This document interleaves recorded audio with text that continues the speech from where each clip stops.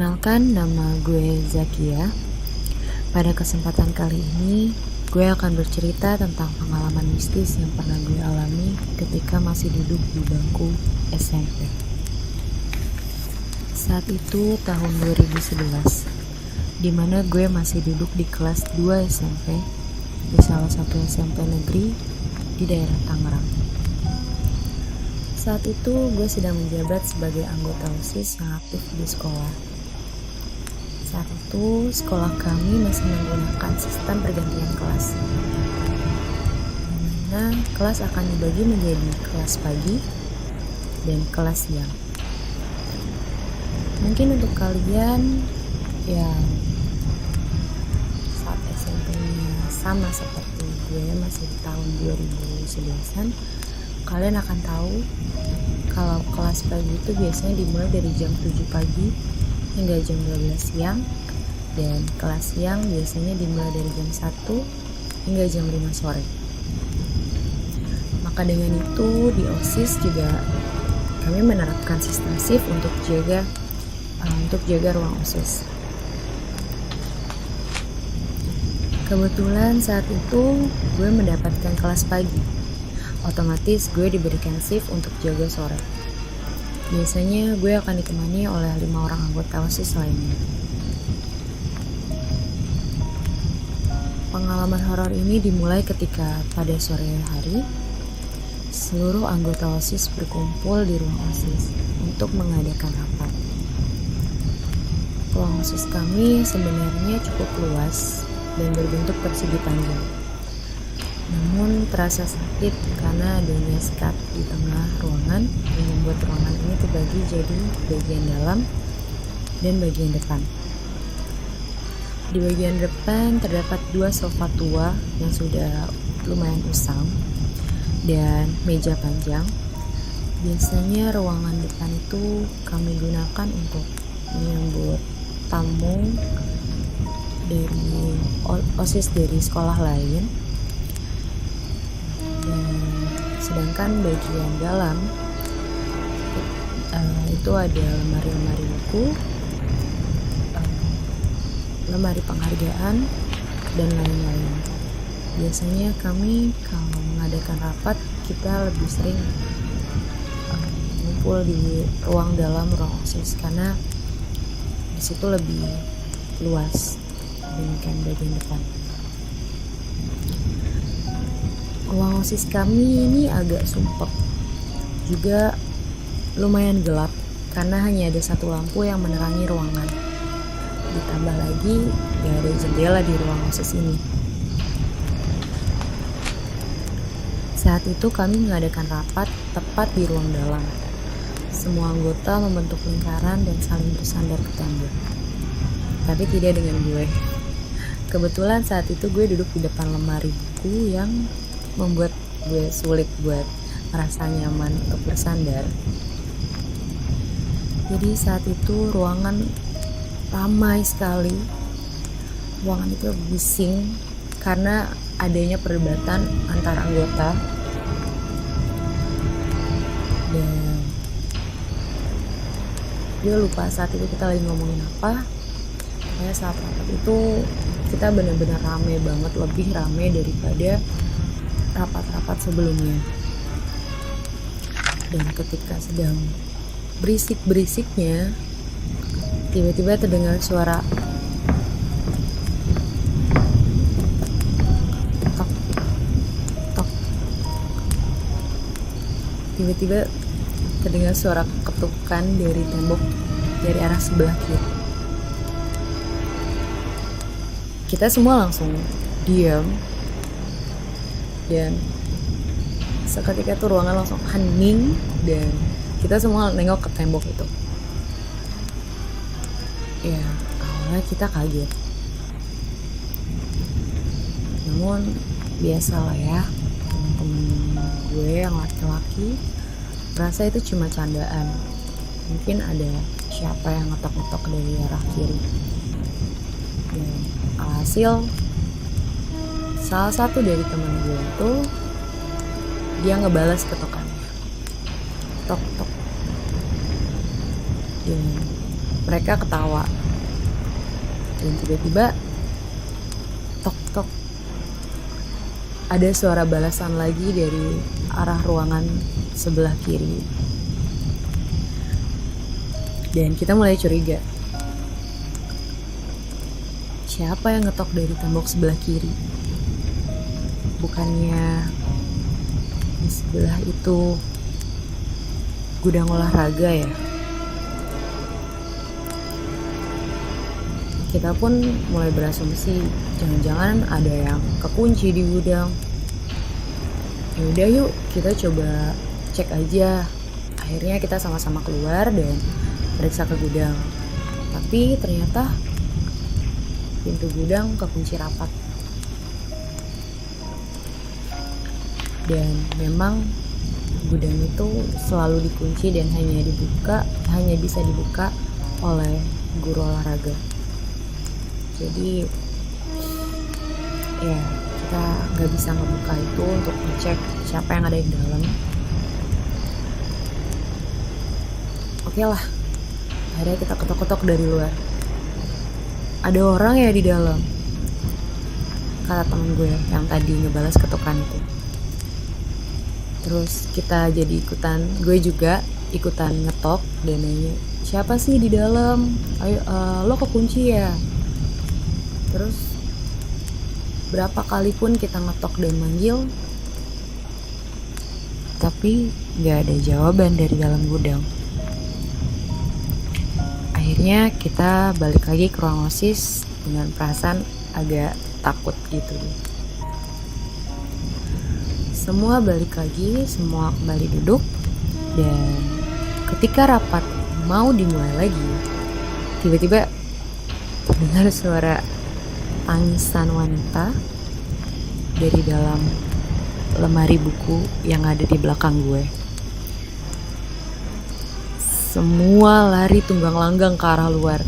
Saking kagetnya sampai-sampai kita himpit-himpitan saat melewati skat dan pintu. Sampai saat itu temen gue ada yang kejepit. Karena kita duluan keluar gitu. Ya siapa sih yang gak takut ketika dengar suara itu deh. Ketika di luar tuh semua saling tatap. Semua diam, semua saling tatap.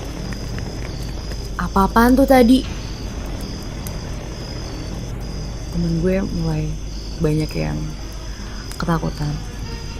Gak tahu bukan gue doang kan yang dengar. Temen gue mulai yang lain mulai saling nanya-nanya ke yang lain kan. Lo ya tadi. Enggak, bukan gue juga dengar. Itu bukan gue. Ini ya, kita saling tatap-tatapan dan kita bingung banget. Tiba-tiba ketika kita lagi hening, suara ketukan dari tembok gudang olahraga mulai terdengar lagi dari dalam ruang OSIS. Dan di situ wakil ketua OSIS gue namanya Dika, dia itu yang paling berani di antara kita. Dia bilang, gila nih yang ngetok-ngetok pasti anaknya penjaga sekolah nih. Karena kebetulan di belakang ruang gedung olahraga itu memang rumahnya penjaga sekolah, rumahnya OB di sekolah kita. Dan coba ya udah deh, kita coba cek yuk, tanya. Ya udah, akhirnya kita bareng-bareng ke rumah itu. Rumahnya kecil, ada di belakang, nempel sama belakang gedung, di belakang gudang olahraga. Dan ketika kita samperin, kita ketok-ketok rumahnya, gak ada jawaban dari dalam rumah. Assalamualaikum, permisi pak. Tapi gak ada yang jawab.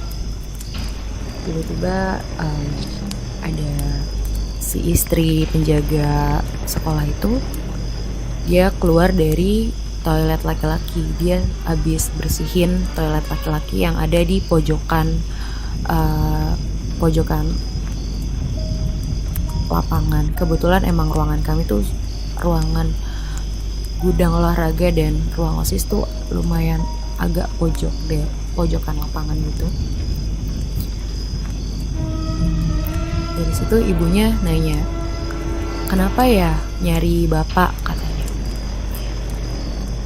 Lalu dijawab oleh Dika, ini bu, bapak ada di rumah gak ya? Dari tadi ada yang ngetok-ngetok di ruang OSIS, katanya. Terus ibu jawab, bapak lagi gak di rumah, katanya. Oh, mungkin anaknya ya bu, yang ngetok-ngetok dari tadi. Dan ibunya pun heran. Ibunya juga jawab, enggak, si Ade juga lagi sekolah, katanya. Terus di dalam rumah ada siapa bu? Enggak kok, enggak ada siapa-siapa, kata ibunya. Saya juga dari tadi di luar lagi bersihin toilet laki-laki. Di situ kita langsung diam, kita saling tatap, kita hening banget. Dan perasaan gue juga agak, aduh gimana nih, masa sih beneran gitu. Akhirnya si Dika ini karena jiwa beraninya itu dia minjam kunci dari guru olahraga, dan kita mau buktiin siapa sih di ruang olahraga nih yang ngetok-ngetok dari tadi. Akhirnya ketika kita dapat kuncinya, kita buka, nggak ada orang sama sekali di situ. Dan ya udah, akhirnya sore itu rapat kita bubarkan, rapat kita sudahi karena adanya hal-hal yang tidak mengenakan. Esok harinya kami bertemu dengan pembina PMR di sekolah kami, dimana ternyata pembina PMR kami itu bisa melihat dan bisa berinteraksi dengan mereka yang tak kasat mata. Di situ kita mulai cerita, kak, kemarin ada kejadian gini di ruang OSIS. Si kakak pembina kami tuh hanya tertawa. Dia bilang, iya emang ada kok, katanya. Ih kok bisa sih gitu kan. Akhirnya kita juga bertanya-tanya kenapa kok bisa gitu. Emang sih ruang OSIS tuh rada gelap dan sumpek. Jadi mereka tuh mungkin suka sama tempat seperti itu. Dan akhirnya pembina kami cerita, jadi saat itu waktu dulu banget angkatan, aku nggak tahu, aku lupa, dia cerita saat itu ada perempuan yang hamil di luar nikah dan bunuh diri di toilet laki-laki SMP kami. Jadi wanita itu katanya hamil di luar nikah, lalu karena laki-lakinya tidak mau tanggung jawab, dia jadi bunuh diri di toilet laki-laki di sekolah kami. Dan kami bertanya-tanya, kan bunuh dirinya di toilet laki-laki, bukan di ruang OSIS. Kenapa diganggunya tuh selalu di ruang OSIS gitu. Si kakak ini cerita, jadi ternyata dulu sekolah kami itu di bagian ruang OSIS. Sebelum sekarang menjadi ruang OSIS, jadi dulunya itu adalah toilet laki-laki. Di situ kita langsung yang, masa sih, pantesan gitu. Karena di ruangan kami itu di temboknya ada seperti bolongan-bolongan bekas keran air yang berjejer, dan kita bener-bener gak nyangka kalau ternyata dulu itu toilet laki-laki. What? Saat itu kita semua saling tatap dan wah gila, rasanya tuh kita ngeliat ruang OSIS sudah nggak bisa sama lagi kayak dulu. Terus karena cerita ini akhirnya beberapa temen gue yang pernah ngalamin kejadian horor sebelumnya, mereka cerita katanya dulu ketika ada yang pingsan dan dibawa ke ruang OSIS, katanya dia hampir kejang-kejang karena melihat sesuatu. Dan katanya juga anak-anak OSIS yang shift sore itu mereka misal kayak perempuan kan, kita banyaknya itu perempuan, jadi teman-teman gue yang nggak pakai kerudung, yang rambutnya panjang-panjang itu, mereka tuh ngerasa kalau mereka lagi bermusik tuh kayak ada yang mainin rambut mereka di atas gitu, kayak ada yang mainin rambut mereka dari atas. Dan saat itu kebetulan gue juga belum pakai kerudung, dan gue juga gue juga kok gue ngerasa gitu, gue bilang gitu, gue bilang ya gue juga pernah, gue sering kok ngerasa kayak ada yang mainin rambut gue, tapi gue ngerasanya mungkin ya gue nggak peduli gitu kan. Tapi temen-temen gue banyak yang merasa itu aneh. Dan ketika pembina gue ngejelasin yang mainin rambut kita itu adalah anak-anaknya dia yang bunuh diri di toilet laki-laki sekolah kita. Jadi sebenarnya OSIS itu bukan satu-satunya tempat yang mistis di sekolahan gue.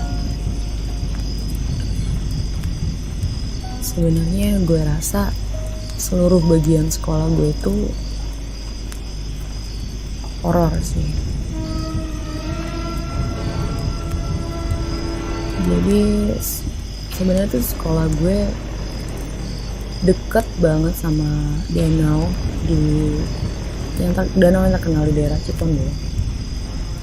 Dan danau itu terkenal dengan buaya putihnya. Dan sekolah gue juga masih deket sama sawah dan pohon-pohon gede. Dan beberapa bangunan di sekolah gue juga masih bangunan tua.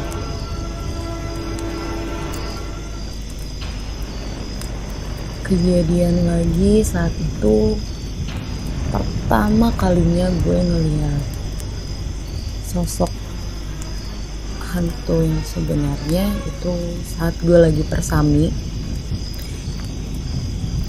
Jadi waktu itu gue persami di sekolah, kita semua tidur di ruangan kelas. Saat itu kita dibangunin tepat jam 2 pagi untuk mengadakan jurit malam. Dan kita itu jurit malam sampai jam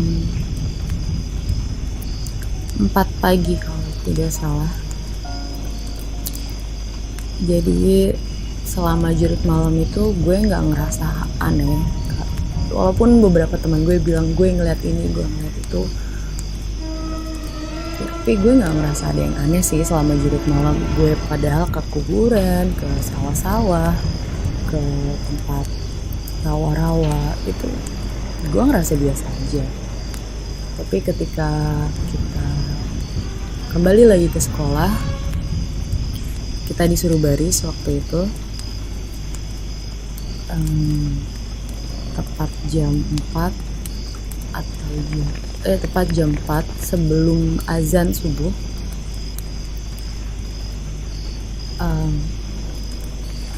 Temen gue ada yang bilang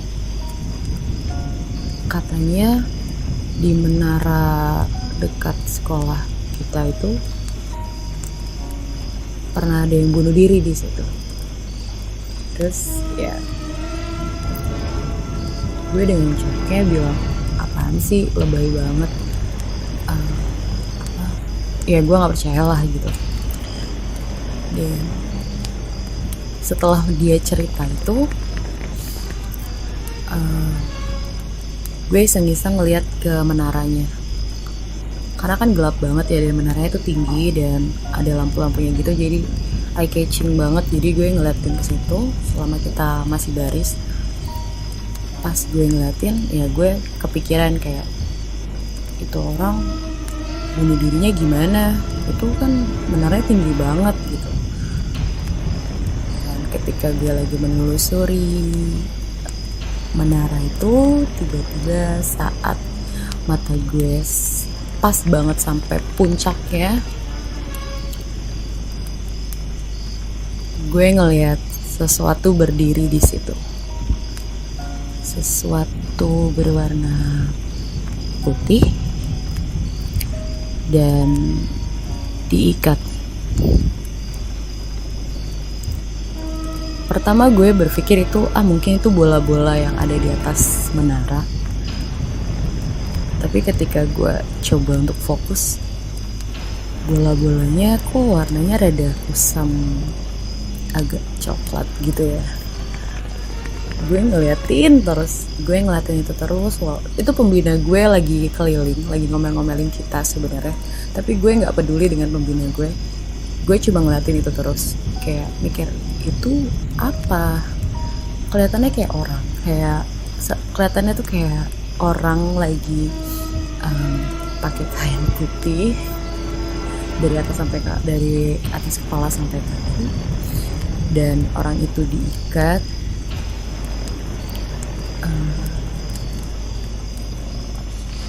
Ya sebut aja itu pocong. Dan tapi pocongnya nggak madep ke gue, dia itu madep jauh gitu, ke arah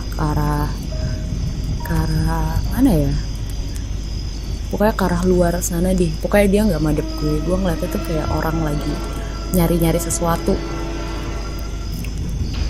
Tapi ya what, masa sih, gue nggak percaya kan. Gue bisa pocong sih, enggak, cuma halusinasi gue doang gitu kan, halusinasi gue doang. Dan untuk meyakinkan diri gue sendiri, gue coba nanya ke teman gue yang tadi cerita,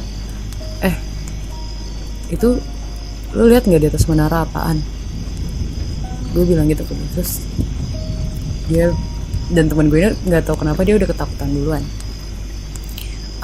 Apaan sih, lu jangan nakutin gue, kata dia. Enggak, coba lu lihat dulu di atas menara tuh apaan. Masa gue ngelihat sesuatu. Terus pas dia lihat, enggak ada apa-apa, kata dia. Itu yang warna putih, dia bilang. Ih, lu jangan nakutin gue, itu nggak ada warna putih, kata dia. Ih beneran, itu warna putih, kayak bola-bola gitu di atas menara. Nggak ada, itu menaranya warna merah, kata dia. Itu warna putih.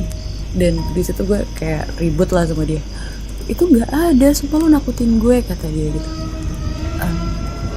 Ya, gue coba nanya lagi ke teman gue yang lain dan nanyain hal yang sama. Lo lihat nggak itu apa di atas? Mana sih, di atas mana, kata itu yang bulat-bulat, yang kayak bola-bola gitu. Gue bilangnya bola-bola karena emang bentuknya kayak lontong gitu kan. Kata dia, enggak ada apa-apa, katanya. Itu yang warna putih-putih yang lagi berdiri. Mana sih, itu tuh cuma ada puncak menaranya doang warna merah, kata dia.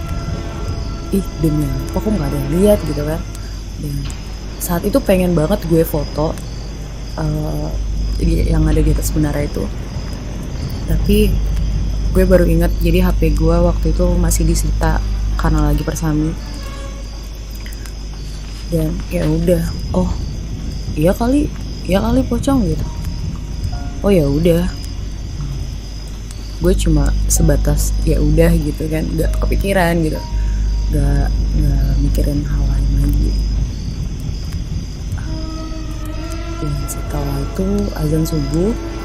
Ketika azan subuh berkumandang, kita disuruh duduk semua, tapi masih di lapangan. Dan ketika gue ngeliat ke atas menara itu, gak ada. Si lontong warna putih itu udah gak ada, udah gak di situ. Dan Gue ngeliat juga cuma puncak menara doang warna merah. Di situ gue baru sadar dan gue baru nerima kalau yang gue lihat itu ya beneran pocong. Oke, terima kasih sudah mendengarkan cerita saya. Maaf bila ada kata-kata yang kurang enak. Selamat beraktivitas kembali.